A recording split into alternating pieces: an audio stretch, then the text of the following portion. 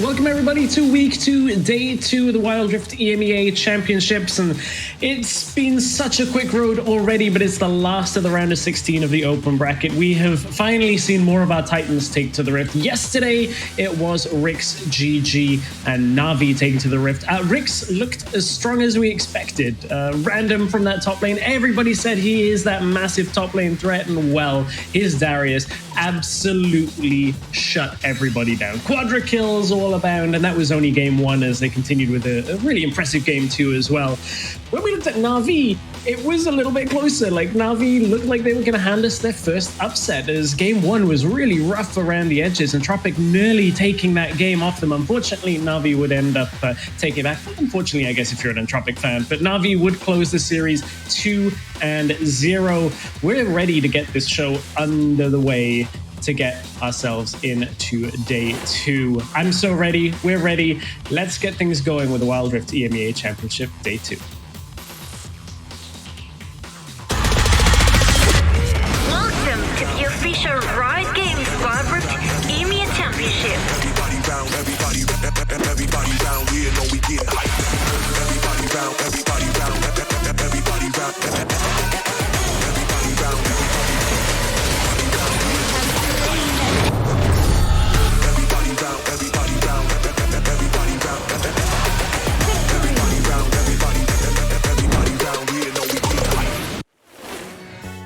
It feels so good to be back. I'm so happy to be back on the Wild Rift EMEA Championships. I'm James O'Leary, joined by Stuart, and for the first time this season, joined by Carmeline. I know you've got a lot of good opinions on some of the European teams. Carmeline, how ready are you to get into games for day 2? Absolutely ready. I'm so excited, I can't wait. I'm so happy to be here. And oh my gosh, I can't wait for the start. Oh, we're so excited. Stuart had some great games yesterday with Rix and Na'Vi. What's your top takeaway from yesterday's series? I think we take away that Na'Vi and Rex eventually did win, but Na'Vi a little bit shaky coming in, and hopefully they can look to improve against Rex.GG in that open bracket. But coming into today, I'm really excited, but let's get this show on the road.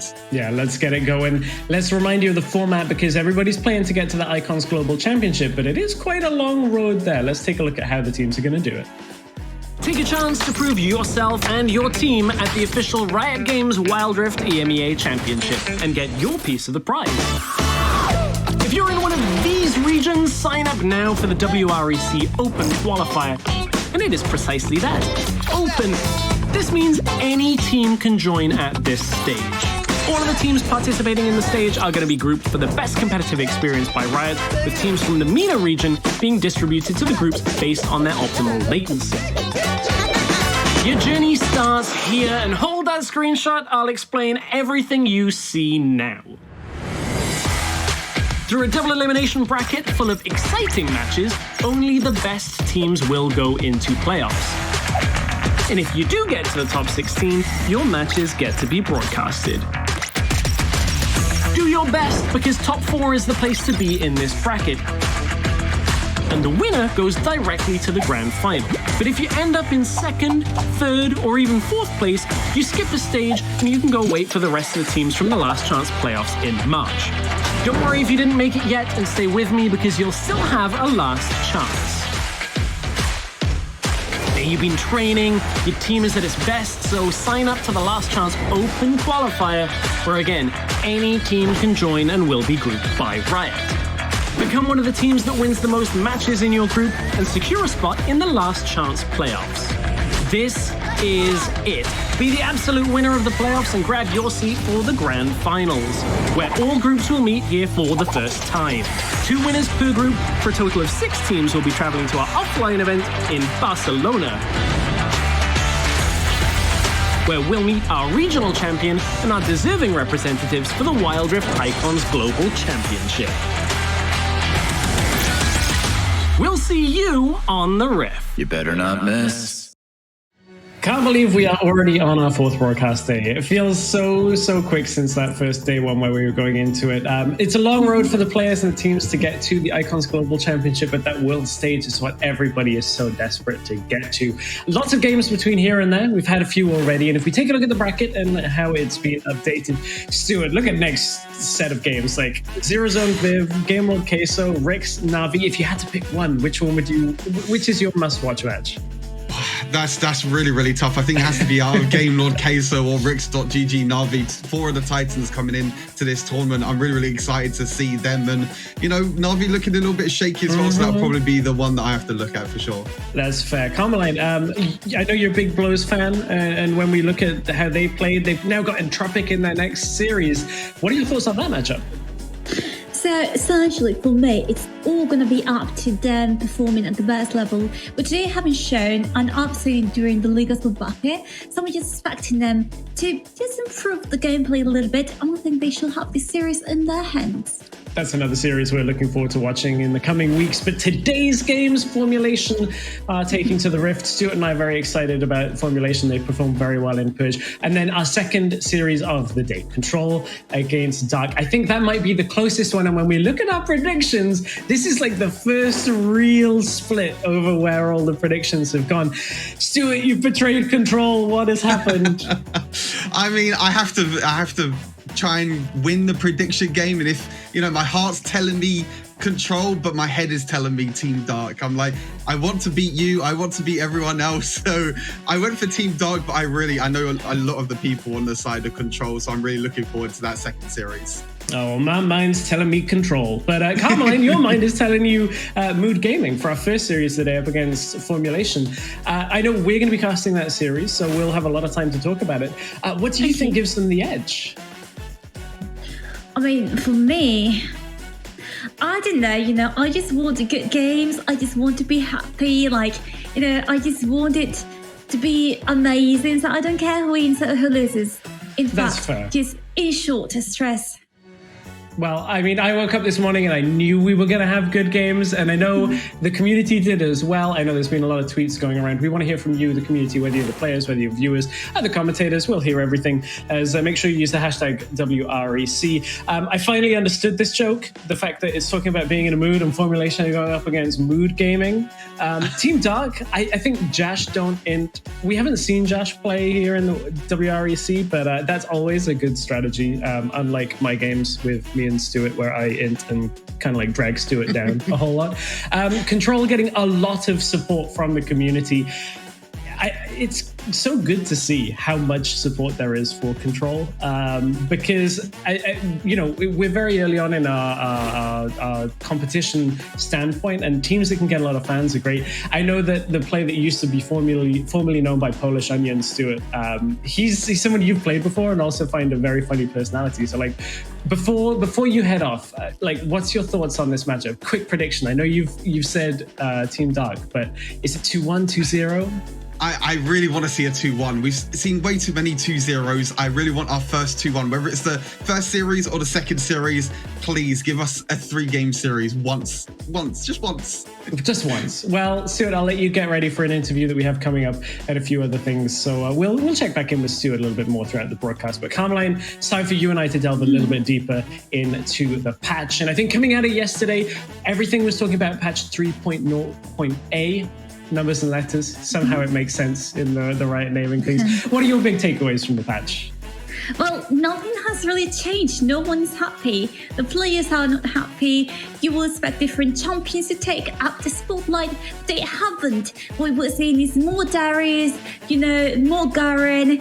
Even Morgana, he seemed to have been nerfed to Bolivian. She's still meta. So is this the same patch as the old one? I think it is. Yeah, I think there were some minor changes. We still get the bruises and that kind of champion select style coming through. We saw that a lot from our Titans of the Rift that came out yesterday on top. I mean, Rix looked very, very impressive. They drafted heavily in towards bruises with that Darius. The same with Na'Vi. They actually drafted full bruiser topside. So we're still seeing a lot of Camille. We're still seeing a lot of Darius. And Fiora and Jace even got through yesterday, which I thought was surprising. Are there any must bans for you on this patch, Camille? Carmeline? Sorry, I'm getting confused with all of our champion picks here. Oh, it's okay, I'm confused all the time anyways. So for me, the champions that should be banned immediately will be Garen still. I think that's the case for most games. And if we're looking at the specific bans, I shall tell you once we get into the game, because you will be surprised.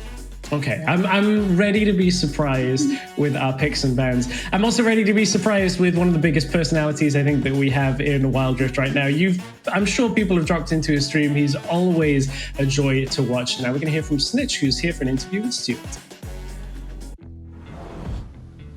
Thank you very much, Stress. I am indeed joined by Snitch. We tried to get you yesterday, Snitch, but unfortunately you had a few technical issues, but I'm glad to get you on the broadcast today. How are you and the team feeling after yesterday's win against Both Gaming?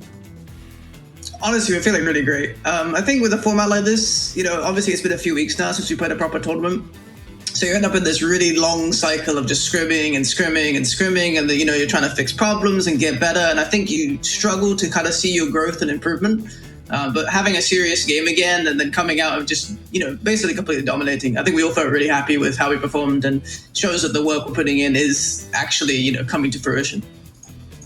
Yeah, for sure. I mean, like you said, there hasn't been a lot of really tournaments, so it's nice to finally get back into the groove of things. And for yourself as well, we saw a little interesting picks from yourself as well. We saw Gragas mid, Lucian mid as well. Is that something you and the team have been practicing, or was it just something that you were comfortable with against the team comp of Blows Gaming? I mean, I think mid right now is honestly very versatile. I don't think personally it's actually one of the key roles in the meta right now. I think it kind of just, substitutes what the comp needs. Before, I think obviously champions like Zed and Diana are still very powerful and very present. But I think once you get past those kind of champions, it's very varied. A lot of things are just, solid A tier, solid B tier. There's a lot of flexibility. So I think, I think one of my traits as a player is I'm very flexible. I have a really big champion pool. I can play all the different champions. So I think it's just, the way the drafts lined up, those picks made sense in the moment. So that's why we went for them.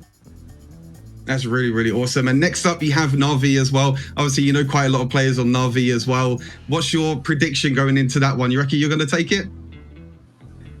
I think we definitely can take it. I think Na'Vi are actually in really solid form right now. I think Vex has honestly never looked better in his career, which is very scary because it's not like Vex has ever been a bad player, but he's truly on some sort of insane form right now. I think going into it, he's definitely the player to focus and try and keep shut down, because I think if Vex gets fed, we saw yesterday him just popping off and carrying these games, even if it looks completely lost, like he's still farming, he's still gaining gold, and then he just comes out of nowhere and just gets like a triple kill, kills everyone. It's like, well, I guess they won. So yeah, I think he's definitely the player to focus. But for sure, I think it'll be a very competitive series. They're definitely a very strong team. Awesome. Snitch, I'm sure we could both talk for the whole day, but we have to get on with the broadcast, unfortunately. Thank you very much thank you for joining me with this interview, and back to Stress and Carmelina for the casters of the day. Thank you. It's always good to hear from Snitch. Always very wise and has an opinion on everything, which is great. It's what we love. Let's take a look at the rosters coming into this series. Of course, we are starting off with Formulation Gaming against Mood. And I think while these lineups may fly under the radar for a lot of people, Carmeline, talk to me about some players here that you think are standouts on either side of the Rift. Okay, so for me, the first player that I want to highlight will be Dadan. He's played for Na'Vi in the past. He's also played for Cream Real Betis. If you follow the Spanish league, you might be familiarized with him. Now, another one that also gets my attention will be Fekko, so the AD carry for Formulation Gaming. He's been playing for Team Vampire, so he's quite well known in Europe as well. And of course, we can't forget to talk about Bali, for example, the only original member for Mood Gaming, apart from all the other players who left. He was the only one to stay and reunite with his old French mates. Well, we're going to have to see how these players take to the Rift in their first series of the WREC Championships. I want to hear a little bit more from Stuart before we head into the game of some of the key points that we need to focus on for this series. Thank you very much, Stress. Indeed, we have a very, very interesting series coming up between Formulation and Mood Gaming. One player I want to focus on the side of Formulation is Zawa. You might have recognized his name before. He actually played in the Origin series before, but he was playing in the mid lane, but now he's down in the support role. And talking about down in the duo lane for Formulation, they always love these flex picks. We've been seeing AP mages down in the duo lane, but for Formulation, they kind of put extra spanner in the work. They like to play Galio even as an AP carry as well in the duo lane. So it'll be really interesting when we get into the first draft of the series. And Carmine mentioned it a little bit, new Mood Gaming roster. Valley is the only one to stay on this roster, but they've actually played together as well when they used to play for 7-3 agents before. So they got some synergy together. They're back together now. So it's going to be really interesting getting into this first game of the series. But that's my key points for the first game. Back to Stress and Carmeline to get us ready for game number 1. I love that. I keep hearing about 7-3 agents. It reminds me of like an old Western film where you have like, the group of bandits. Carmeline, before the show, we were talking a little bit about how the 7-3 agents came in and built the mood roster. Maybe we can tell viewers a little bit more about that as we head into picks and bets. Yeah, of course. So if you want to talk about 7-3 agents that were playing together, during tournaments that, I don't know if I should name it January, then the rest of the roster left Mood Gaming. So what Mood Gaming did was basically, okay, let's take these local players who've been together and have built synergy and let's take it here. But if there's something that I do want to talk about is the specific pick for Q and Yao, the jungler for Formulation Gaming. I've been told he might or might not be a Wukong main. And also, he's been spamming Fiora quite a lot in his solo queue game, so who knows, maybe we'll see some of that today. Interesting. We are into the draft for game 1. I love that you bring up the Wukong. I feel like Kamau played it in Purge when Stuart and I cast it in January, if I remember rightly. I want to set a base level of what I expect from Formulation Gaming. They played a ton of Camille, Galio, Engage, just constantly going in and aggressive. And they actually found themselves in the finals with that really aggressive playstyle. So while we've got a few first bans out of the way, we've got the Pharos going, we've got the Olaf going, we've also got Fiora and Camille off the board as well. Pretty standard red side bans. We saw Jace and Set get through a little bit yesterday, but a lot of picks still available. We've got all of those mages down in the bottom lane up for now. Yeah, something interesting is that yesterday we got to see up to, I think, 24 champions, which is, it's quite a lot in total. So I think today I'm expecting something new, perhaps something surprising, considering we haven't been seeing these teams as much as other teams. But there we go with the Jax ban. I know Scandal said yesterday he didn't expect to have to cast this, but there we go. We've got him there. So, hi, Scandal. It has happened again. Happened again with Jax being taken away. We saw how good Vex was. I think it was Vex on the Jax yesterday with a massive performance. But Garen taken away from things. So, we got the Jace available. We've got Set available. We've got Galio up as well. Morgana is available. Like a lot of the top picks here. So, Jace picked for that Baron lane role. Could be jungle as well. We have seen that a whole bunch. But very strong first pick taken from Formulation. Yeah, definitely, we have to watch what they follow up with, because this might as well be a combination, a composition in which Jace becomes the center of the attention for the rest of the teammates. But for now, we've got Zed. You talked about it. He hasn't decreased his importance at all with the new patch. And there he goes once again, first pick for Mood Gaming. Things are starting to get interesting. Yeah, very much so. I always look at Lee Sin as one pick here, as one option when it's available. It's going to be the Morgana taken for potentially that bottom lane carry role. Could also be support. On the topic of supports, Yuumi not available still this weekend. It'll be next week, I believe, that Yuumi will be available, even though we're on 3.0.A, which is what you've been playing on at home for quite a few days now.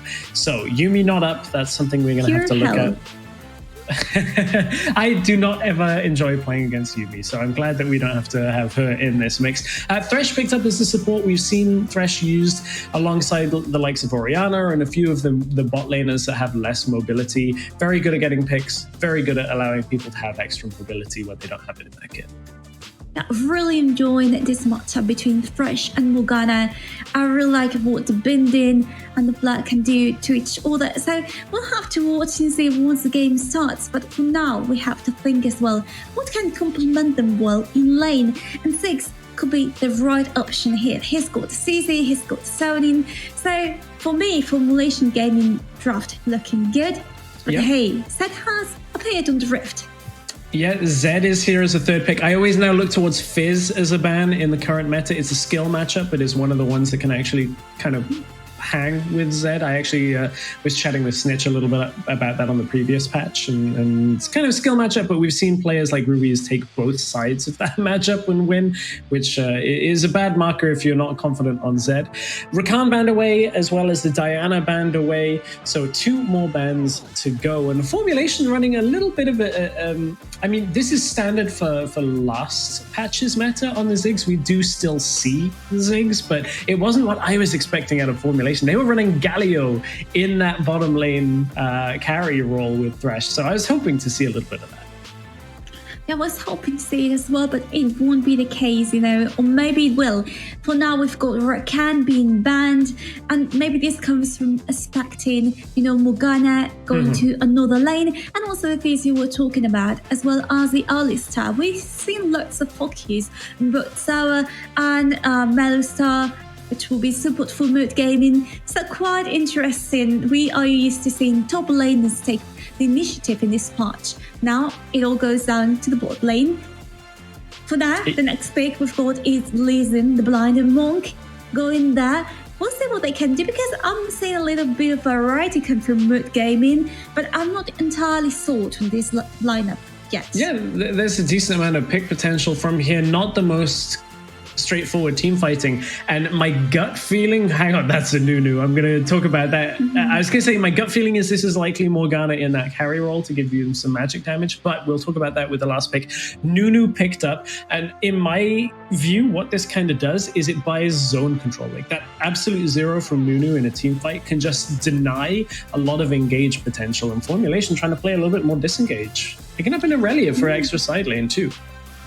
Yeah, Aurelia has also made some appearances here and there during the past few weeks, but today's purpose is completely different. I'm seeing in her potentially the main carry over the team. If you look at the rest of the composition, you've got Jace who's going to provide a little bit of tankiness there. You've got the Thresh for the zoning, the Nunu versus the Assassins, which works really well with the biggest snowball ever.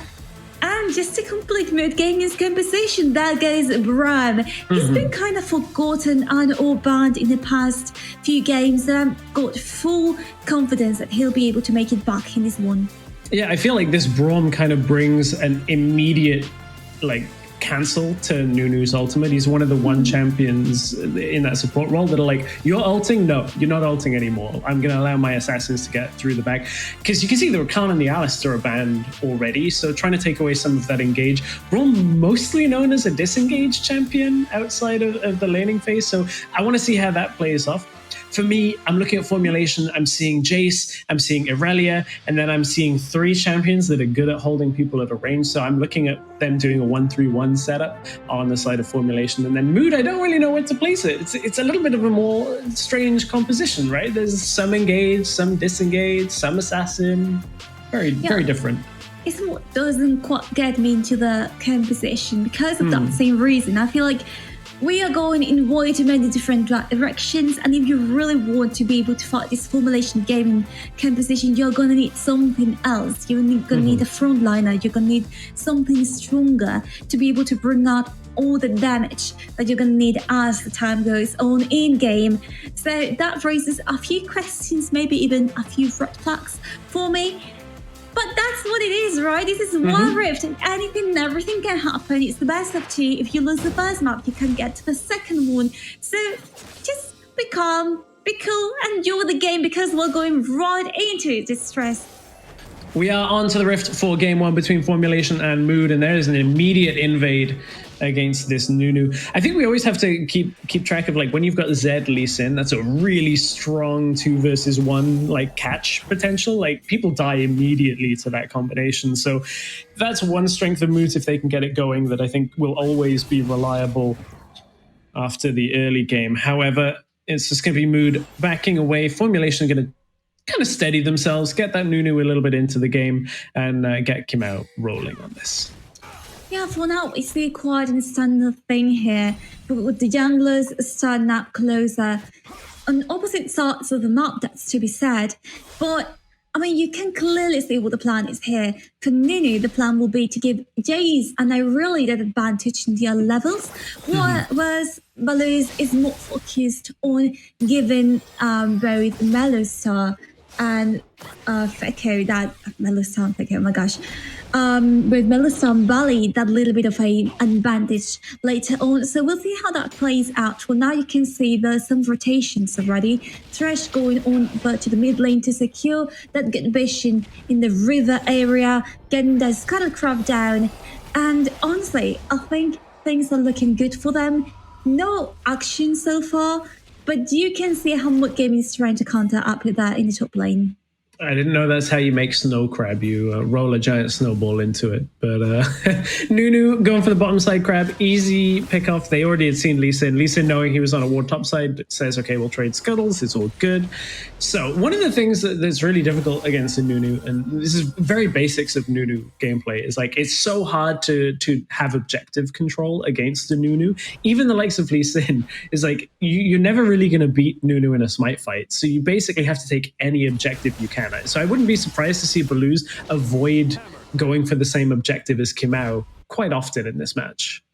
It's also because Nunu is more objective oriented, whereas Baluz's Lee Sin is more a pick champion, you know, like Lee Sin fits better into those kind of compositions, which you mentioned earlier, with Zed also being on the team. Now, I want to see how these Morgana and Braum will work together, because you can expect loads of rotations around the map, but will be effective once things start rolling, because you can't only really rely on the Zed and the Zed. So I am expecting those things to happen. And now I want to take a look at the summoners as well. You can see the Barrier from Jay has been up there, Ignite from Aurelia to provide, you know, that last touch when you're about to kill someone. Barrier from Ziggs as well, indicating a little bit of fear towards these potential incoming damage from Mood Gaming. And nothing really surprising me from the red side. I never used to see something out of place, which I do. Now I'm seeing two people here in the Bosch trying to start something. Formulation knew that this was coming. Here comes the lantern out as Jason does get blocked as he's trying to get out of under the tower, and Set picks up the first kill. Here comes the Hextech bomb from Ziggs, and first kill goes over on either side. And I mean, I thought Formulation had read it perfectly. They were already in position with Thresh and Nunu, but a good cancel it looked like on the lantern in order to pick up that kill onto UI. I mean, in this one case, we're going to see the replay right here. We're talking about them being the Bosch, but take a close look at Ziggs at this moment in time. Also, Nunu arriving with the biggest novel ever. That allows you for so much outplay potential, just like here. Yeah, Don is going to be able to get himself out from under the dragon. Rift Herald has been started up by Formulation, so this is kind of what we were talking about, avoiding Formulation. That whole start of that play looked like Zed was the one that was caught out. Oh, that's the shot blast going to pick up the kill. Isn't quite in time to get the dragon at that point, but a big shot blast kill onto Zed, and that was Razor sticking around after being so low. It was quite interesting, a little bit of a misplay, you know, like you want to stay around, especially at the Baron Pit, oh my gosh, or the Dragon Pit, where you've got no escape whatsoever. And you can still see how the first items are arriving, but yet we had some sort of initiation on Valus on this Lee Sin. Didn't get anywhere, but as I was saying, Luden's Echo going there already for Bali, the AD carry for, well, the AD carry, AP carry in this case, for Mood Gaming. You can also see the Bacteria figures for Jace, for Lee Sin. So, minute 5, you know, it's about time that this was about to happen. Also, only 1K difference between Formulation Gaming and Mood Gaming.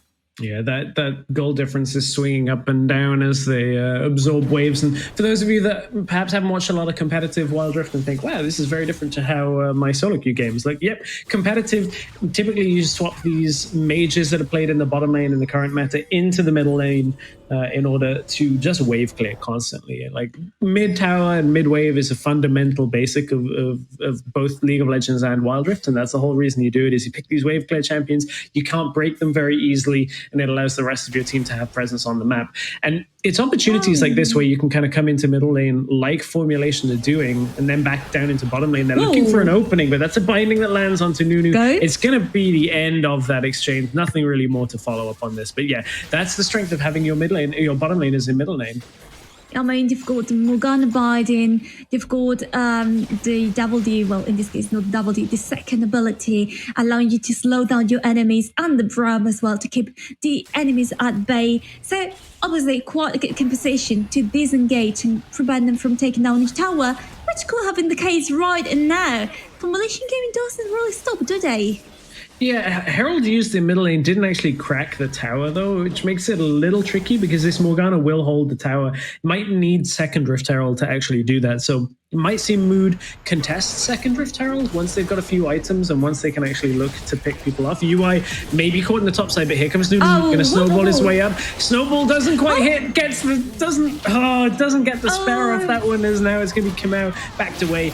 Absolute Zero will not pick up the kill, and it is Mood Gaming starting to run away a little bit with these exchanges, but it's still the gold lead going to Formulation down behind the towers. Don is going to try and get on to Morgana, but that's a great finding. The Ziggs will pick up that low health tower. Mega Inferno Bomb is not going to quite catch on anybody, as there isn't a disengage from Mood. Oh, the Lantern goes out, but Don actually jumps forward to get the kill, and then lanterns himself away, manages to get it in Formulation.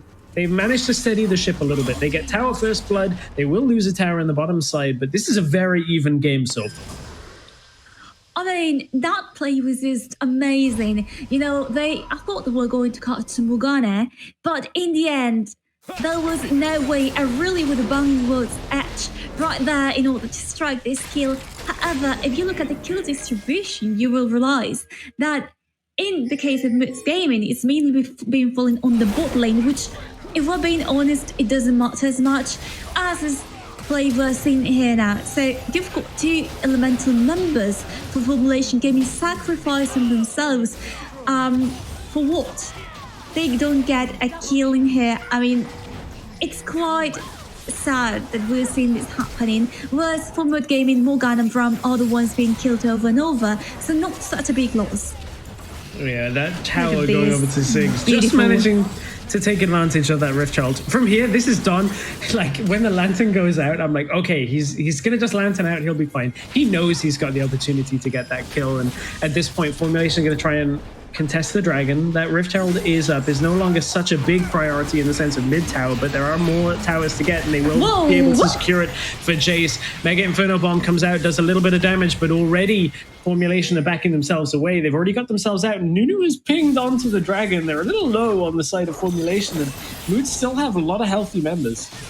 Well, at least not only low in HP, but also in ultimates. You didn't have 6 Mega Inferno Bomb, you didn't have the box from Thresh, so that's going to be an issue if they do want to fight it. The ones that do want to get it right now are Mood Gaming heading towards the Dragon. They've got good vision, but be careful because they will be trying flanking there from the side of the red blue team. Flay comes back. Damage comes out from Thresh, and they're, don't quite land the hook, won't really continue here as Kamau, he had to burn his flash on a gank attempt in the bottom lane, and now probably has to think twice about standing there for absolute zero. I think this is going to be, for now, a disengage, and now is when you let Jace ramp up this damage from afar. Use the ability 1, the shock blast to come through, use the Ziggs bombs as well. Just try and get damage down before this objective. Can yet be the key here. That's exactly what they're trying to do right now, collecting experience there in the jungle. The Dragon is still on the Rift, not being taken by Mood Gaming. They know what expects them if they try to start it, might be baited. There we go, they're not afraid to fight. Formulation Gaming now have the option. Do we push mid lane? Do we go for the Dragon? It is all decision, but the ball is arriving. Yeah, they're going to try and get Nunu into fight without smite. Yeah, sorry, without flash. It's a little harder for him to close that distance in a last-minute attempt. Dark Binding doesn't quite land. They pull the Dragon all the way out. This is going to reset and back themselves away. Here's where the Rift Herald can get work done, though. Between Rift Herald and Ziggs, if they can continuously get 1 or 2 charges off here, you might be able to deal critical damage. But they're going to use it as a distraction, try and get the Dragon at the same time. From here, it should be really difficult for Mood to actually stop this play happening. So trading Rift Herald in exchange for getting Ocean Drake, that's their first of the game for Formulation. Yeah, something that is also, I want to talk about it, is Yurma's God's Blade. After the serrated Dirk nerf, people were discussing, is it still gonna be meta? Are people gonna build it first item? And we're seeing that the answer is yes. They're still building in first itemization. Also, talking about Zed, did you see the Black Cleaver never leaves the meta, does it? No, everything's just League of Cleavers right now, and Razor might be in a little bit of trouble as Don is going to try and get through to him. We talked a little bit about Zed and Lee Sin. They haven't really found a lot of presence together that we were expecting from them. Lee Sin does have 2 kills, but the Zed has really struggled to get into the game, and I think the longer these fights go, that's a double stun. Great start to it, and now that's going to push Baloo's out of it. Mega Inferno Bomb gets a lot of people low, but nobody's there to clean up. If UI can get that for some Shock Blast, they might be able to do it, but it's going to be Don picking up the first one. Shock Blast is going to hit minions, won't be able to continue. Does land another stun, and Don goes in. That's low health targets. That's perfect for an Irelia. Forced to stasis though under the tower is Don in order to stay alive. Low health bars on formulation, but I don't really think that they can capitalize on this. Mid tower did go down as UI is going to try and duel against Halil. There's a big shield, but it's just a sidestep that extra damage from the middle part of Set's shield and does pick up the kill. 4 members of formulation stand strong in the middle lane, and they're able to get a lot of gold from that exchange. I tell you, I was kind of worried about who was going to be carrying the team for Mid Gaming, and as you said, Zed isn't really doing much. You can say in the play here, the snowball to stop him doesn't quite hit, but it makes him have to go away, walk back a little bit. Then the Mega Informer Bomb again being used as zoning device rather than as an actual skill. And then it's pure chaos. Braum can't do much. He's the main tank of the team, taking the front line there. The ultimates are just flying, as well as the box from Thresh. And Morgana is hiding behind the tower. There's not much that you can do at this point. You're going to get the kill. And then Halil ends up being dead as well. So, yeah, a little bit of a drama from Mid Gaming taking place right now on the Rift.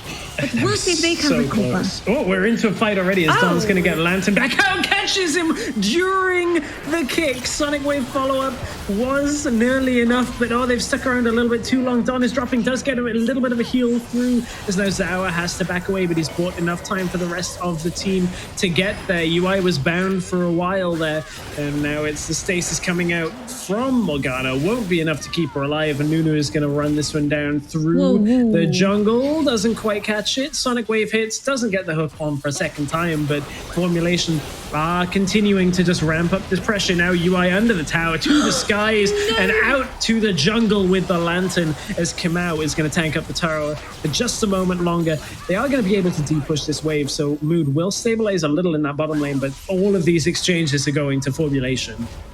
I just want to appreciate how amazing the biggest novel ever was from Premier. Like, that snowball, whether it impacted anything or not, it managed to split the team up. Like, you had Zed on one side, you left Baloo's on the other side, he ends up getting killed. So it did a quite good job in doing this in a small enclosed area, which is not the important point. What are you gonna fight?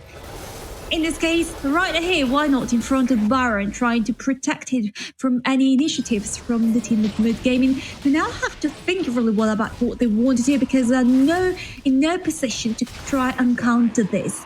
Like, they really have to calculate their steps moving forward if they don't want to lose a game, because we know they're going to rush the Baron.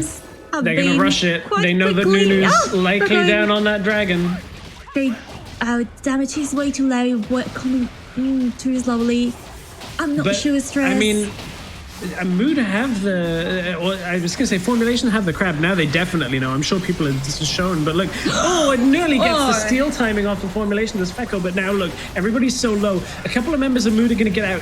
I think this is actually such a perfect call from them. You said they have to think carefully about it, and they were like, okay, well, Nunu, we're going to assume is going to go to Dragon, and they cannot fight us without all of the members of Formulation. So this at least should slow a little bit of the push, but with 2 dead, is that too much of a sacrifice from Mood to be able to pick up that Baron?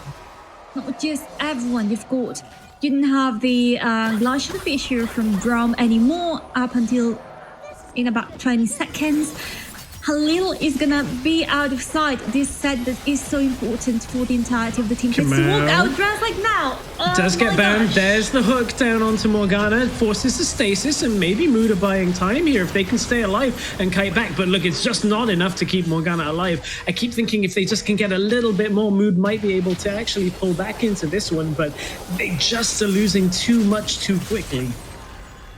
Indeed, and this might be constant in the game. If you ignore the actual gold, if you ignore the kills, don't ignore them because they are taking place right now. Teleport coming through. This might be the fight if they can get it, as Halil is not quite in a position to actually capitalize here. It's going to be raise a good stun onto 2 Whoa. from Don, and now in goes Set. Tries to get that suplex to work for him, but they're just a little too far behind. They're a little too tanky. There's a couple of kills, but everybody's such low health bars onto Mood's side of things, and the no. Lantern is going to pull them closer to get Razor and try and take it down. Mega Inferno Bomb doesn't quite pick off Baloo's. Oh, got it. I thought he was going to get out. I thought Baloo's had it with the empowered recall, but just enough from a whip from Zawa. Picks up his 3rd kill of the game, and really, Formulation is starting to take full control. I thought he could get away. I was rooting for him. No pun intended. I'm so sad about it. But hey, there's still time to recover, right? We're 17 minutes in, just 2 towers behind, 2 dragons, about 10k of gold. Yeah. So Yeah, it's kind of one of those games where it was close for a while, and now Formulation have just found a bunch of objectives. I thought Mood's Baron play may have been enough, but this fight going kind of shows us how far ahead Formulation are. yeah, even if Feko was a little bit behind in this one, you see how each one of the members of Mood Gaming had to run away immediately because all the amount of CC that Formulation Gaming has in their hands, and in the end, Razor is the only one who makes it outside alive. I'm so sad once again, I have to repeat. But hey, everything else is going well. I'm so happy about it. I'm happy about the level that these 2 teams are showing instead of the storms that we saw yesterday. So, you know, whatever happens, it's been a fun game that might as well be ending soon, because look at them. Look at Formulation Gaming, 26 seconds until the Baron appears. This might be, you know, the last 2 minutes perhaps for Stress. Yeah, this Baron is going to be a whole lot harder for Mood to actually have any presence around. This time is going to be all Formulation. I mean, Elder is up in 30 seconds. It feels like Mood are doing that game of avoiding the Nunu, but I think this one you have to contest. I think they'll do this Baron too quickly to not contest it. Now, Kimau isn't there. They don't have their jungler there yet, but there's no real way of Mood knowing this. It's already down to half health. Mood, they're going to lose Baron, and they're likely to lose Elder from this position. 2,000 health on it. I don't think they're going to get anywhere close. That's around that safe spot for Nunu to start consuming, and now they're going to roll over down to that Drake and look to take it. Set up. If Halil can get an engage, this might be enough. Oh, Don's going to go in. We'll catch 3 with the ultimate, and that's low health bars. They don't even need the Elder Drake at this point. It's just going to be the end of it as Formulation will push through with the Baron minions. Hook does land off the flash. That's a double kill for UI, and Formulation are going to take game 1 of this series against Mood Gaming and make it look super easy in the process in this late game. Nunu objective control too strong. Well, that will go 20 minutes in. Formulation Gaming taking the first win. But, you know, I wouldn't just give this series lost for Mood Gaming just now.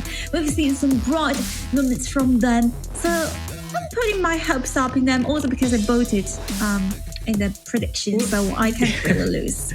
Yeah, I mean, having the prediction game go your way, now you're hoping for a 2-1, of course. But yeah. I mean, for Mood and Formulation, it was another series that was close to begin with in this first game. I mean, Mood looked actually really good with this Lee Sin early on. Yeah. I just think this Zed pick is not necessarily a problem on its own, but it just had little impact in the game. And it just meant that if you're not constantly getting kills, well, then you're playing an objective game against Nunu. And Nunu always wins the objective game. It's so difficult to beat a Nunu when you're playing around Dragon and Baron. Yeah, the idea is resetting the cooldowns as you get the kills, but if you don't get the kills, then there's no cooldown to reset. So you just become stuck in the same point. You are not scaling, you're not doing much. Instead, Formulation Gaming with these picks, especially, for example, with the Thresh, who was kind of behind the shadows, he did a very interesting job here, saving his teammates. You can see it in games like this. Also, the combo with Aurelia's ultimate is quite beautiful to see. So maybe will we see the same picks next game? I highly doubt it. If Mood Gaming can prevent it, I'm sure they will want to ban it.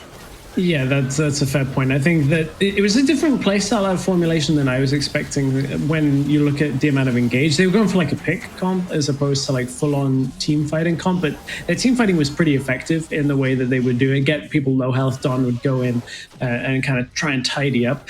I want to see a little bit more of the formulation that I saw in the Purge tournament.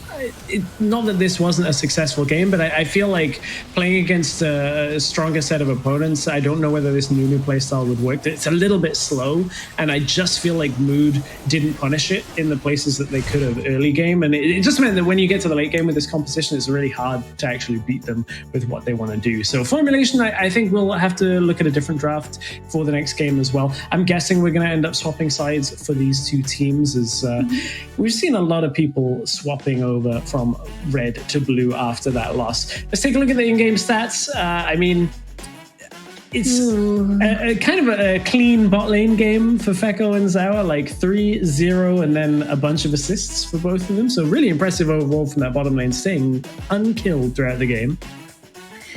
Do you know what I told you about the bot lane for Mood Gaming being the only ones really dying? I take that back. I mean, Halil was also kind of dying all the time. Not that it's his fault, of course. They had a really strong jungle top lane combo. And here you see it. I mean, there was this tiny point there in time, around 4 minutes in which Mood Gaming did have a little bit of like advantage. They got the dragon. Then it was all downhill for them and uphill, of course, from Formulation Gaming. That doesn't work like that. You don't know about geometry or mathematics, so don't ask me. I try not to do maths on stream at any point. One thing we do like to do on stream, though, is look at the play of the game and see exactly which some of the most impactful fights were. There's a couple of the objective fights, and that top lane fight may very well be the one. But yeah, it's going to be the top lane exchange that Formulation ended up cleaning up. This one was real interesting to watch. It was a little bit late game, so not exactly my cup of tea. I always like seeing teams make an impact from the beginning and then the snowballing. But this one definitely put Mood Gaming against the strings and ultimately got them the loss. Yeah, Don going aggressively on this Irelia. We saw that a number of times this game, and I think it worked really well. Just that stasis timing, keeping them alive, baits people in. They think they're going to get the kill and end up dying under their own tower. So, I mean, Formulation playing a different playstyle to how a lot of the teams have played, bringing this Nunu and a few other picks that are slightly less bruisery. I'm going to get picked up in chat for saying that Jason Irelia are less bruisery. But when you think of like the Darius, the Garen, a little bit less tanky, a little bit more about getting those kills up front. We're going to see whether the meta stays the same or whether we're going to have a bit of a change in game number 2 between Formulation and Mood when we come back from a break in just a couple of minutes.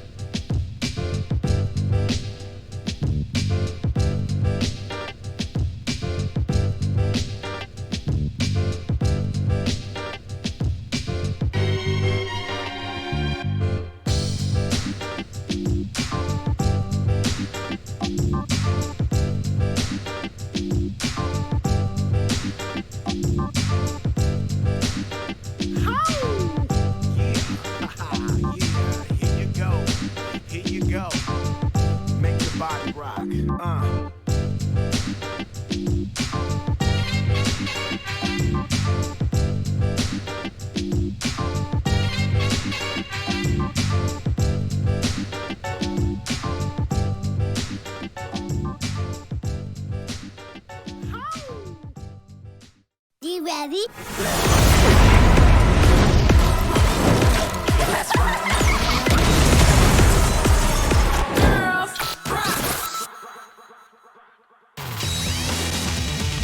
Welcome back to Formulation versus Mood Gaming on day 2, week 2 of the Wild Rift EMEA Championship. I'm awake now. I think we're all awake. Formulation seem to be awake. I hope Mood are awake after that game.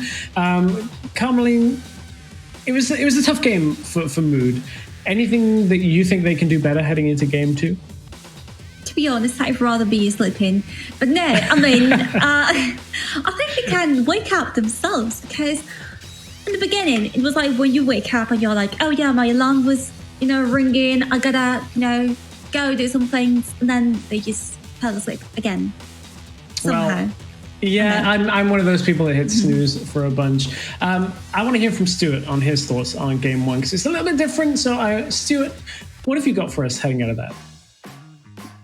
Thank you very much, Dress. Yeah, the first game was very, very interesting. It was a bit of a back and forth game. I wanted to talk more about the draft, though. It's a really interesting draft by Mood Gaming on the red side, leaving both Jace and Set open. So they traded Jace for Set, which didn't really work out for them in the end. But going to the second game, it will be interesting to see if they're going to be on the blue side. And when we talk about formulation in-game, is there aggression? Again, Stress spoke about it a little bit before, but that aggression with the likes of the Don, Zawa, all that aggression, the tower dive in the top side as well, the play of the game, where all the members survived all on a sliver of health. And the last key point is just try and shut down the Don, try and ban him out. Him on the Irelia in the last game was so clean, especially in that top lane tower dive.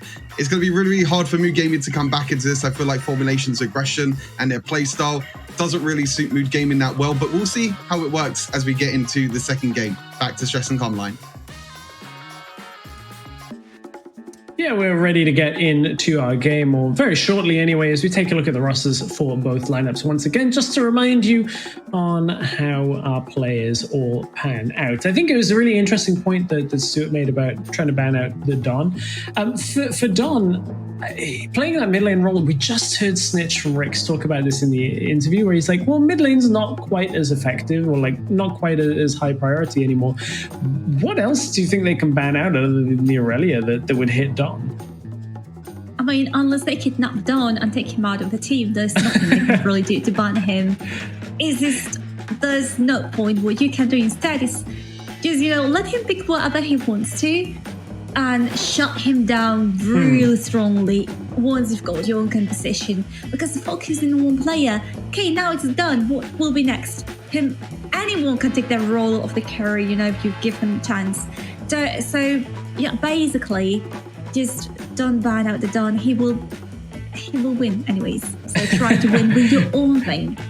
So Don is Thanos. He's inevitable at this point. He's always going to end up winning. Well, I mean, it's going to be tougher now, as I believe the teams will be swapping sides for this second game of this series. As we get towards picks and bans, I feel like it's just a really odd situation for Mood to be in, because they're going to end up either target banning a whole lot more on blue side, or letting a lot of strong picks through. Like red side, we've seen historically get quite a few strong picks. It just depends on what you give away as first pick for blue. So maybe if Mood get themselves the Jace, that might be enough to start their champion select a little bit better than that first game. I felt like their initial draft wasn't too bad, getting the Morgana and the Set, but then it kind of took an odd way once those picks were already locked in. So, unless I'm being banned and you're being picked, oh no, that will go. Okay. So we're ready. Yeah, wait, are we though? Are we? I'm ready for the draft. I want to see what's going to get banned. So Mood on the blue side, Formulation on the red. Let's take a look at how our draft is going to go. Mood, last time they had to ban the Fiora, the Camille, the Garen. This time it's going to be Formulation that have to ban it. We've seen a rise in priority again of Varus. Week 1, we saw like almost no Varus. We saw a lot of mages in the bottom lane. Now everyone's like, okay, yeah, we should probably still ban Varus again. So getting banned on the blue side a whole lot. Oh no. Okay, leaving out Fiora again. Really? Like, also, think of the disrespect. Mood Gaming is a French organization. You ban Fiora. Like, think about it. You know? Well, I mean, Fiora is strong right now. Fiora, we've seen her be monstrously strong in the top lane and in the jungle. So it's a red side ban. You have to. Garen actually going to get taken out by Mood. They banned this on red side, so it gives Formulation that room to ban either Set or that Jace if they want to go for it. Can I say this now? I'm going to say it anyways. Banning Garen is for cool woods. Okay? I'm just saying it. I'm putting it out there. He's a champion that spins around with a sword, and that's about what he does, apart from yelling for the Major. So, I mean, I'm just saying, but as you said, Jace has been banned as well by the side from Formulation Gaming, so whatever happens, you know, but we won't be seeing him in this game.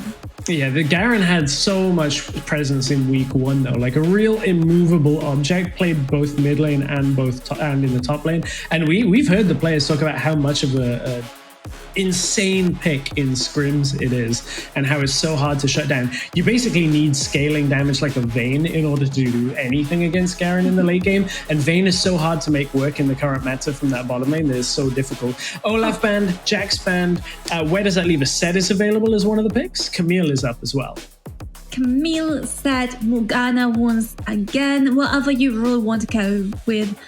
I mean, you've taken out Jax and Olaf. What else can we want? Camille, another champion. You see this spot promising so many things. Yeah, you come here and you're like, yeah, okay, Camille is still a viable pick. Prior pick, if anything. So, I mean, patch? Who?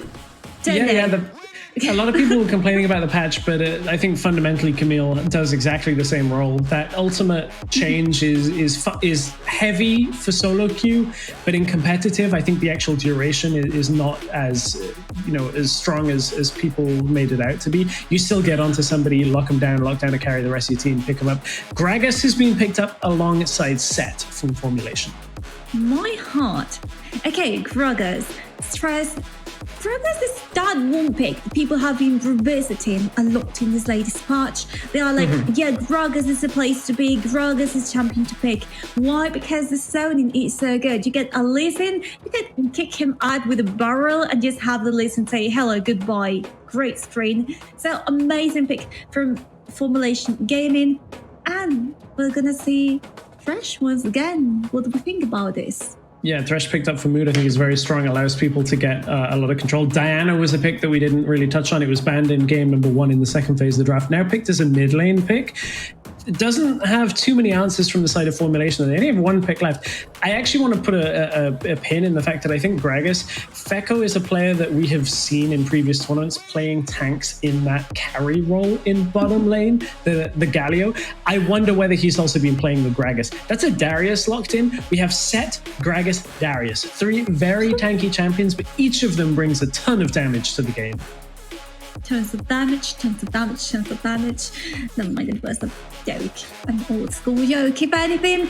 But going back to the ban, shall we? We've got 6 being banned, not going to be present in this game. That's what being banned means, which is going to be me after this one game. But anyways, Orianna, interesting. You don't want her to be in this bot lane, for example. Taking the mid lane could also be a possibility, but we've seen her a lot more in an AP carry role rather than in the natural mid lane position where I used to see her in past seasons. WREC is only one season long, so yeah, I mean, you get it. We've seen it in days gone by of the meta. Corki taken away, Ziggs taken away. Again, more mages you mentioned already taken from that bottom lane. I think this leans into the fact that Formulation with that last pick can essentially put that Gragas anywhere they want it to. I'm guessing pick 4 is going to give us a little bit of information on that, but Morgana banned as well leaves us basically in a situation where Brand is the only one, or the Galio. This is the Formulation special. This could very well be the Galio AP carry bottom lane that we saw at Fekko, and this is really fun to watch. Wait, what if we got like a Galio set lane, Could be. Yeah, like we've seen in the past. That would be interesting to watch. You said it wasn't. You lied to us, Chris. I didn't lie. I said it was difficult to play, and I maintain that, especially in this composition. Now, Vayne outranges, right? Jarvan, I think, fixes some of her issues by allowing you to kind of put a bunch of walls in between, but Vayne is going to need so much time in this game. Wow. And with Thresh. Okay, Jarvan completing the roster for mid gaming. Once again, I feel like something is not quite okay. I have to see. Okay, this is something I'm really excited about. I mean, I'm always excited, right? But Akshan, we talked about it in the pre-show section when we were talking between ourselves, pretending to get along well, which we actually did today. Pretending? I'm offended. I am offended. I thought it was genuine. You should anyway, be. Let's talk about Akshan. Yeah. So. I was like, why is he not being played lately? And then I looked at the stats for the CIS league, and I was like, this guy is up there, top 3 with Darius. So why isn't he being picked here? So I like that Formulation Gaming have taken some notes out of there. I also like to think that because Formulation Gaming's coach, Movilla, is Spanish, he might be like, I feel like between coaches and players there's a lot of communication amongst different regions, so I'd like to think that it comes from there. He was like, let's bring this one pick over to Europe and see how it works, and we'll have to see it once we go in game. Stress. So we didn't get the swap arounds too much in that draft. We'll find exactly where everything's going, because there's some question marks over Formulation, whether the Akshan will be going in the mid lane, whether it will be going in the bottom lane. The Formulation have a lot of flexibility there.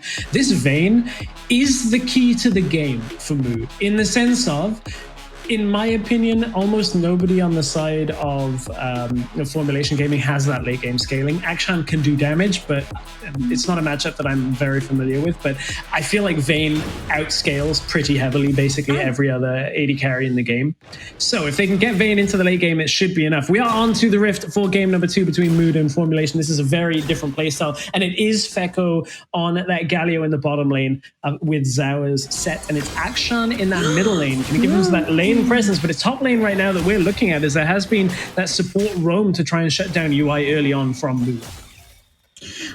Didn't make it, so we didn't talk about it. Well, we did talk about it, but anyways, something interesting. We're gonna have 2 hook shots, one in Akshan, another one in Camille. By the way, this game seems to be a lot more proactive than any other. Oh my gosh! Okay. Yeah, Feko is going to invade on the Krugs and try and push Blues back away, but this is a moment that like Vayne can weather the early game for now. It is difficult for Set and Galio to actually engage on a ranged champion this early on, and with Thresh with the Lantern, that might very well be enough to keep this bottom lane safe. But once they got those ultimates, that's where this bottom lane can really punish. Being able to roam, being able to engage, getting a lot of damage down. I also think Diane is going to get a lot of attention from Jarvan, but I'll tell you later about it because her little was in trouble right there. There we go. Let them drink water. Facebreaker is going to deal damage, but Zauer is only level 2, as is Thresh right now. It is Mellowstar going under the pseudonym Assault System in this game. Blues is up on the top side, as is Kimau, and Akshan's been pushed in. Don has to kind of stay under his tower for now. We'll finally be able to roam up, because we may be able of them to get engaged. As well, Stress. Oh my gosh. So many things happening. Good vision from Formulation Gaming. There we go once again. But we were talking about it as well. You said it. The Lantern from Thresh going to be saving Vayne from lots of this kind of difficult engages. Come from Formulation Gaming. Also, look at this. Okay, Reese. I thought this champion, Diana, will have a more difficult time versus Akshan, but I didn't think about the potential here. Oh my gosh. Engage comes through as UI forced to jump back out. That was the Cataclysm used by Blues. And yeah, Razor had traded time out of lane in exchange for Don catching his wave under the tower. So Don had the experience advantage, and basically like, Akshan, you think you're safe, and then his ult comes out and suddenly you die, unless you can get behind a turret. So it's kind of difficult to balance that with this Diana lane. But yeah, Razor's doing okay for now. I mean, as he should be, because later in the game, he's going to be the main carry also. Let's discuss what this bot lane potential has between Galio and Zed. You've got some melee, you've got some range with Galio, but most importantly, you've got loads of zoning coming from both of them. So if they manage to keep this going, then they're going to have to push inevitably mid gaming down into the tower with no escape. I mean, they can't escape like Thresh is doing right now by rotating, leaving Vayne kinda alone, kinda squishy target. We'll see how that goes. But the next objective on the map is a dragon. Will they fight it? Will they divide the objectives? One for the Herald, one for the dragon. That's yet to be seen. Ooh, hook hits. I think that might have even been blind onto Zhao. They knew he was in the bush, but I don't think they knew exactly where. But yeah, you can leave Vayne alone a little bit in this lane because you're into double melee. As long as Vayne plays in a smart way, between Tumble and Condemn, you generally can play safe as long as like Thresh is hovering bot lane every so often. And that's what Mellow Star or Assault System has been trying to do, is roam out of the jungle, try and get this Jarvan through the game. Neutral objectives are about to start spawning, and this is the problem that the Vayne has in the current meta, and this is something I wanted to talk about, is Vayne cannot wave clear effectively. She sits in mid lane and she has to consistently attack minions, and we've seen teams that pick Vayne run aground on this as well, whereas picks like the Galio, like the Akshan, can wave clear a lot easier. Like Akshan's ability 1 just bounces through the wave. Galio's clears it out as well. So there are a lot better options in the current meta for formulation off their mid lane wave clearers in this game. I agree with you completely, or at least they try to. But we're watching this top lane, you know, quite more intense than what we used to, you know, and also because this Herald is up on the Rift, and it seems like both teams have chosen the same objective to go for. Also, given that the first dragon doesn't seem to be that cool, it's not Inferno Dragon, so we can let it be. Oh my gosh, that was stress. Baloo's caught out. The Lantern's actually going to bring Vayne up to the top side of the fight, reposition around. And I know that Razor has been trading with Fekko this entire time, but Razor now has walked himself into a 5-man stack of formulation. They're going to be able to push the mid wave back out. Fekko will go down towards the bottom side again, because remember that Galio ultimate is available. He'll actually recall and get a lot of his health back. There's the Flay coming through. His UI was caught for a moment. Darius tries to get the ability 1 to land, and Camille is pushing topside at the same time. This could be a first tower, depending on how much damage has been done to that. Camille has been wailing on it. 2 plates down already. Well, there we go. No kills so far, which is quite interesting. The level of aggressivity that we've been watching. And what heck failed that was slick. That was slick. Kamau went for the explosive cask. Halil used the Hextech ultimatum on top of it to make sure that he didn't get blasted back, and then just walks away from the engage. Trades ultimate for ultimate, and now it's UI that's going to try and catch on towards Baloo's. They've done enough damage. It will open the Rift Herald. This could be used mid to try and push that down and make even more pressure against this Vayne. Something I talked about earlier, but I think it was about something else. Sorry, I've got memory problems. The key here was that Camille, I was reading that as well. As you said, Camille can be easily dissuaded from using her ultimate with champions that are really good at disengage, like this Galio. But basically, anything that will allow you to stop the ultimate is viable. You know, just kick her out of the area, get done with it. Even Poppy's ultimate will be able to do it. So that's quite interesting, as well as the optimization that we are witnessing already. We can see the 3-4s going on for Camille. Luden's Echo is quite trendy right now, going on between any AP champions. And you know what's trending right now as well? Fighting each other, dueling each other, like in this case.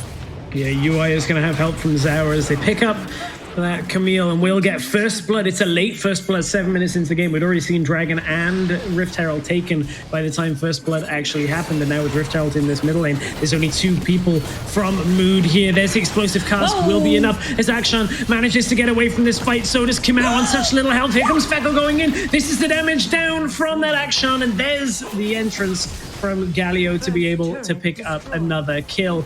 Garen, or Gragas I should say, is trying to get out as Kimau. Wasn't picked off by Balooz, and Balooz has to back himself away. Couldn't get the kill. Now he's in trouble because Fekko is around, who will be chased by Halil.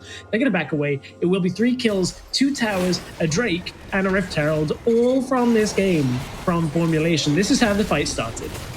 Yeah, we can see it here, the Herald being defocused, the center of attention here, the hero's entrance from Galio being really helpful, pushing them a little bit under the lane, under the tower, but then they have to retreat because there is nothing else they can do, and also they lose the first turret being taken by Mood Gaming. So, in short stress, Mood Gaming, they are taking baby steps while Formulation Gaming seems to be around 3 years old, if we are comparing, Formulation Gaming knows how to walk, how to run, but gaming is still learning those things, and they wonder why, because they've played together in the past. So I'm wondering what the synergy might be missing. Well, this Formulation Gaming is the one we saw in Purge in January, and in my opinion, along with Game Lord, they were dictating the type of meta that was being played, at least from the teams that we saw. In Purge, Ricks were struggling. There were a few other big-name teams that weren't there, and what we saw from Formulation was really, really hard to deal with, and we're seeing exactly that from Mood now. It's like, this Vayne is already having to buy Mercury Treads to try and get some of that tenacity down. I wouldn't be overly surprised to see a QSS or a Stasis come out to try and get free from that taunt, to try and just survive through, because this Vayne is basically the entire thing that Mood are relying on. Because look, Camille's getting blasted away from this fight. Diana's not having so much presence on the game yet either. I mean, Mood need a team fight to go their way if they want to turn this one back around, but look at how good Formulation are just disengaging from this team fight. Mood can't close the gap. They can't, because you've got Diana. If you want to go all in with Diana, who's gonna follow up?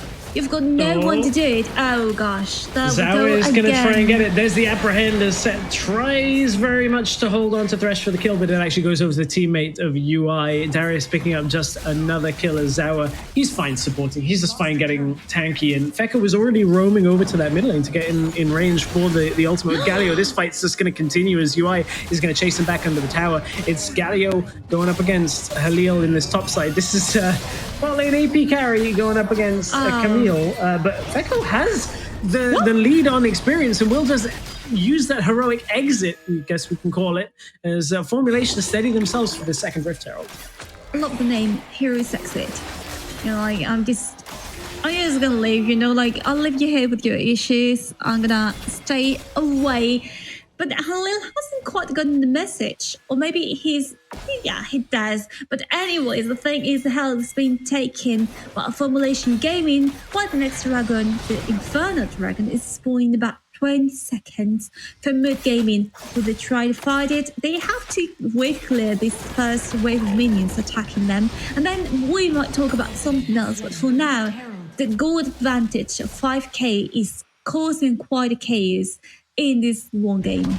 Well, you're exactly right about clearing the wave, because here's what happens in mid lane is when you don't have wave clear, this enemy minion wave pushes up past your Raptor camp, and it means that now Formulation just have vision control of at least 2 members of Mood. They know that they can start the dragon. It gives Zawa the presence to take a step into this bush, and despite the fact that Mood know he's there, there's nothing they can do from this situation, because you either engage past the set and get caught, or you just let them take the dragon. And here's the set, catching them out, and forces the flag and drag away from Jarvan. That's going to open up the dragon for themselves. Zawa, don't know whether he was trying to go over the wall with that explosive plant, but didn't quite make it anyway. Well, sometimes you got tried and just tried, and if it doesn't work, to try again. It's a good philosophy teaching here from Mood Gaming. Talking about them, that getting their blue stolen, not in the end though. You've got Akshan that just roaming a little bit around the map. But now the question is, where will they try to fight again? Because for Akshan, the best place to fight is somewhere where you got like walls nearby that you can actually just jump from them. Open spaces, not the best place for him to be at. So we're gonna have to be witnessing this. We've got the stats for set on the screen. Surprisingly low, 112 for him. And his clips is fine. Important ward to block out Zawa. Zawa's doing a good job of hiding in bushes and just trying to find anybody. These enclosed spaces, not only where Akshan wants to fight, but like Galio wants to fight there, Darius wants to fight there. Like, they want to fight anybody in the chokes that they can. That's the situation that Formulation are like, well, we can just get AoE damage off really easily. And there is damage that's going to come from this Galio. Rod of Ages into Morellonomicon, cuts through all of the healing that is attempted by this Vayne, as Vayne on Wit's End as well as Blade of the Rune King needs at least another item before I start even thinking Vayne's going to get into this game, and that's going to require a team fight going over to Mood and getting at least like 2 or 3 kills over to Vayne. But at this point, Formulation are tearing them across the map, and UI has found Razor, forces the flash out. UI will take that. Once again, in this game, I'm wondering who was supposed to be the center of the composition, because you've got Vayne, Diana, Javan, and Camille. Who are the resources being planned to go to? Like, that's an entire question that hasn't been answered just yet, because the Vayne, as you said, not doing much. I mean, no kills yet for Mood Gaming. Whereas if you look at Formulation Gaming, you can clearly see UI with the Darius has been the recipient of all these things. So that's another issue, by the way. Failed to hit bar there. Kamau has found Mellowstar, will pick up the kill. Heroic Entrance is in time, and this is 2 fights across the map. Normally you only take 1 fight at a time, but Formulation is so far ahead, they're able to just keep this one going. In goes Fekka, will hold one in place, taunted into the X channel, picks up a kill for Kamau, and this has just gone from bad to worse for Mood. 7-0 is the kill score on this game. They're going to turn towards the Baron. Well, 14 minutes in, almost 10k of difference. Well, the fun thing here is somehow the game is being able to take towers away from Formulation Gaming, indicating that maybe against bigger teams, the right side team, so Formulation would be doing so well, but we'll have to wait and see if we actually win this game. We've seen comebacks from this kind of situations all the time, and this is a lie, by the way, but I'm trying to hype up Mood Gaming a little bit, you know. So yeah, let's see what they can do. They're gonna be sieged by Formulation. Will they survive? Won't they survive? I mean, they've got no tools to actually all in, try to pick some kills in there.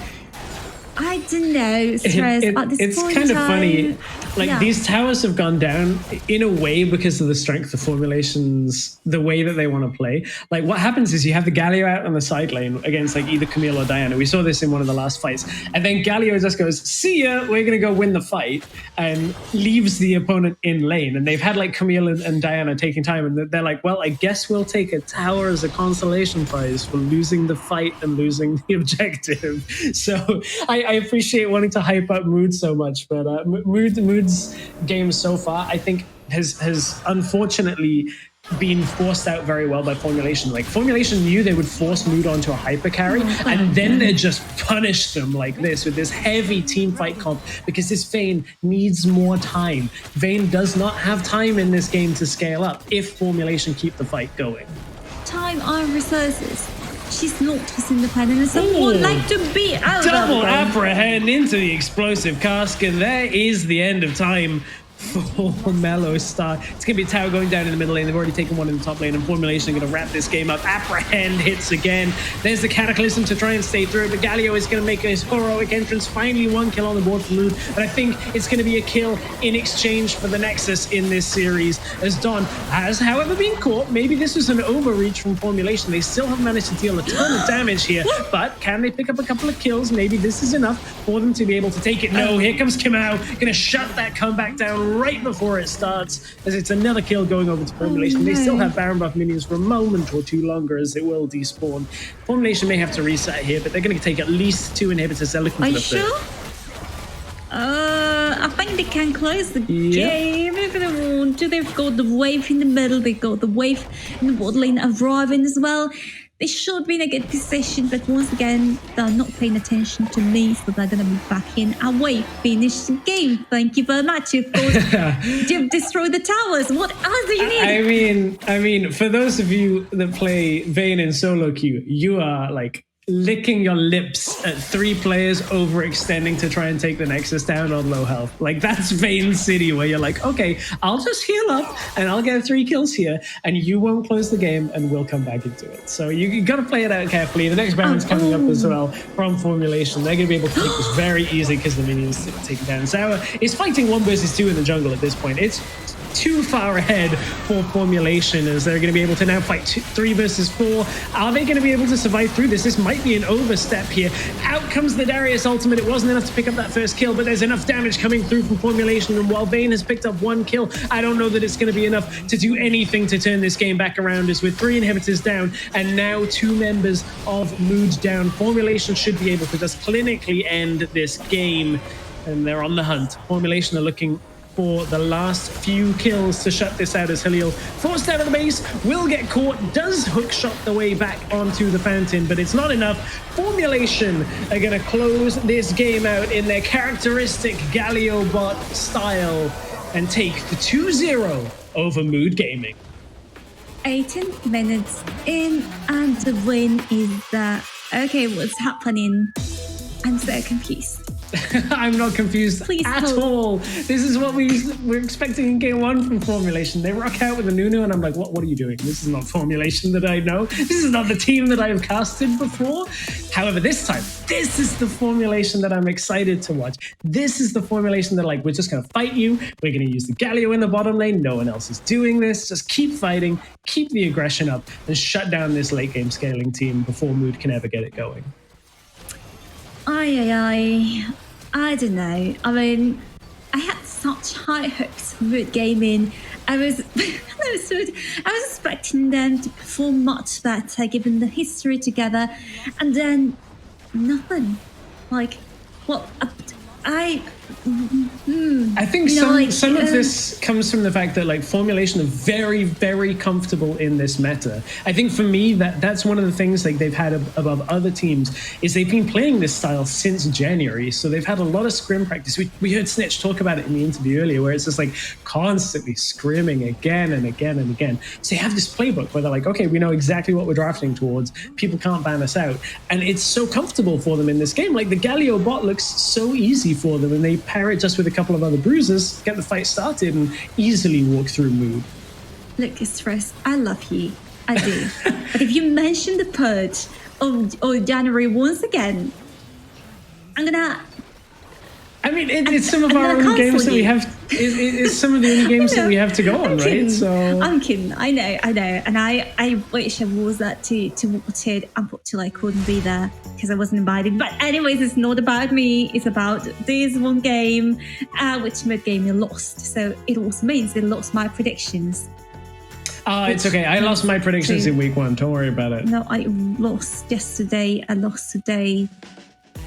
It's fine. It's fine. Yeah. It's all going to be okay. Like, the prediction game, I'm going to just resign myself to the fact that, like, Stuart and Hells are probably going to win it. So I'll throw some curveball predictions in there. We'll have a race to the bottom between you and I to see where the predictions end up. Of course, as you said, you predicted Mood. I predicted Control. So, we'll see how that goes later on. I think it's Hells, Stuart, and Scoundrel that are going to be fighting for that crown. I want to take a look, not at the predictions, but I want to see the play of the game. I should say the stats of the game first before we take a look at some specific plays. But I mean, like, Kamau on this Gragas looking great. Fekko on this Galio, I think, is another real strong point from this lineup. What about the Akshan taking the back seat and actually just, getting assists here and there, but not actually getting... I mean, he's done quite a good deal of damage, but in the end, I appreciate that there's this meta where mid laners tend to take, once again, more of an assistant position to the junglers, to top laners, and that shows. And look at this, Mood Gaming had the game after the, however this is right, like up to 7 minutes in. Yeah, I mean, they won the early game. I think they just about won the early game, did Mood Gaming. I think that Akshan was there just to make sure they were all melee range. It's like one of those things where you're like, oh, you've got 4 bruises. We should probably bring somebody that can attack towers fairly comfortably. Let's take a look at the play of the game and see exactly the moment where it went bad for Mood. I mean, loading in went kind of bad for Mood. I want to see more from Mood next week, but this was our play of the game. Oh, I thought it was player of the game. I was so hyped up. Oh, we'll get that. Anyways, this was a cataclysm that set things up from Formulation Gaming. It started out with a set versus 2 people in the jungle, and then it is scaled up to a 4-team fight, 5 versus 5, which obviously, as any other team fight in today's games, didn't end well for Mood Gaming. No, did not unfortunately end well for Mood Gaming. A little bit sad. I was hoping to see a bit more from Mood. I think with some time they can bounce back, and of course they'll have their opportunity with the last chance qualifier after the lower bracket. Of course they have first of all have lower bracket, then they would have the last chance qualifier. But looking at the fact that only one team from this entire bracket is actually going to go on to the finals. It's kind of a difficult spot for a team like Mood, where now you're in the lower bracket alongside some really strong competition. Formulation, you can see, have advanced to the second round of the upper bracket, but this is these are the huge matchups now. We've already mentioned Game Mode and Team Queso. Rix versus Navi is huge. Even Zero Zone and Viv is a massive topside matchup. And Formulation now await the winner of Control and Dark.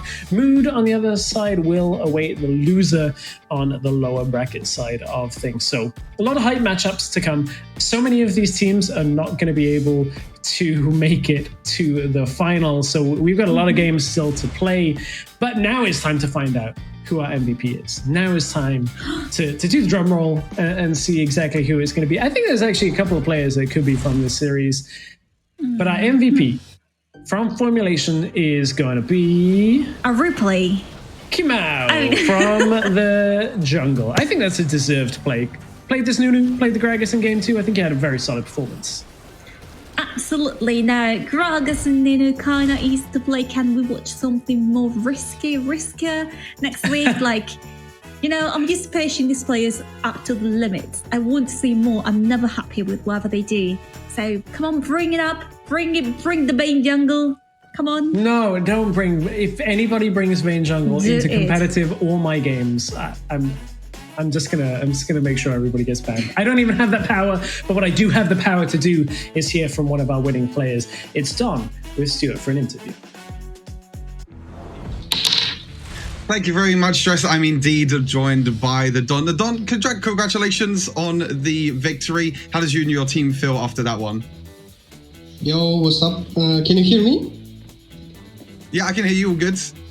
Okay, perfect. Well, it was good performance overall. Nothing to say, we did what we had to do, and it was kind of expected. Yeah, and good performance. Thanks to Movila for the good drafts, I guess. Yeah, I mean, talking about the drafts as well, we saw you play in Purge before. Stress has mentioned it a few times. The Galio combination in the bot lane as the AP carry was set as well. Is that something that you've been practicing a lot and that you're happy to, pick up for the rest of the tournament? We bring up this comp kind of sometimes, when it's basically the AP carry who decides what to pick for ADC lane. So overall, it's not our, prepared comp. It just comes out randomly. Yeah, of course, that's fair enough. And next up, Control against Team Dark. You will be playing the winner of that. Any predictions going into that? Who do you think is going to win? To be honest, both teams are pretty good, and I think the game will be super close. But I think that Team Dark might win that one.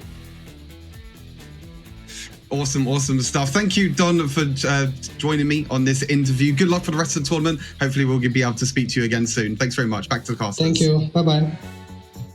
I mean, Don says it's not their preferred playstyle. That's fine. I understand that might not be what the team want to play all the time. That's what I want to see them play. That's how I love to see them play. And when I'm casting Formulation, I'm going to tell you to expect that too. It was a fun series, and thank you very much, Carmine, for joining me for casting the first series. You're going to be joining us for our second series between Control and Dark, which we'll be back with in just a few minutes.